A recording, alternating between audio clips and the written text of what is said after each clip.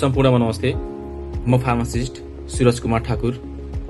आज म एउटा औषधिको बारेमा जानकारी दिनको लागि यो भिडियो बनाएको हो। हामीले थाहा नै छ कुनै पनि ब्याक्टेरियल इन्फेक्सन त्यसमा हामीले एन्टिबायोटिक प्रयोग गरेर त्यो रोगलाई त्यो इन्फेक्सनलाई निको पार्ने गर्छौं।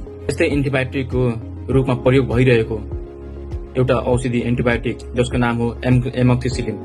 यो एमोक्सिसिलिन जुन कि क्याप्सुलको फर्ममा छ। यो औषधि कुनै जमानामा हिरो थियो। कुनै पनि इन्फेक्सन जस्तै निमोनियाको इन्फेक्सन, नाक कान घाँटीको इन्फेक्सन, छालाको रोग त्यस्ता रोगहरूलाई निको पार्ने गर्थ्यो। तर आज यही एमोक्सिसिलिनले त्यो रोगलाई निको पार्न असफल भएको छ। किन त्यो असफल भयो त?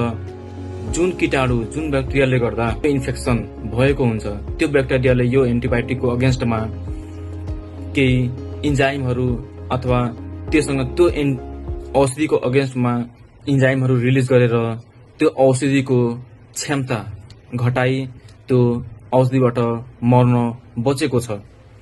तर त्यो मेकानिजम अफ एक्सन त्यो कसरी त्यो औषधिबाट त्यो ब्याक्टेरिया त्यो कीटाणु त्यो औषधिबाट कसरी बच्छन् त?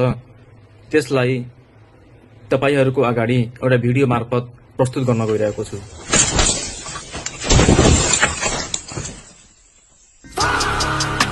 यो सानो भिडियो क्लिप एउटा उदाहरण हो कसरी बीटा ल्याक्टमेस भन्ने इन्जाइम जुन ब्याक्टेरियाले रिलिज गर्छ र कसरी बीटा ल्याक्टम एन्टिबायोटिक फर इक्जाम्पल एमोक्सिसिलिनलाई कसरी निष्क्रिय पार्दो रहेछ र रेजिस्टेन्स डेभलप गर्दो रहेछ।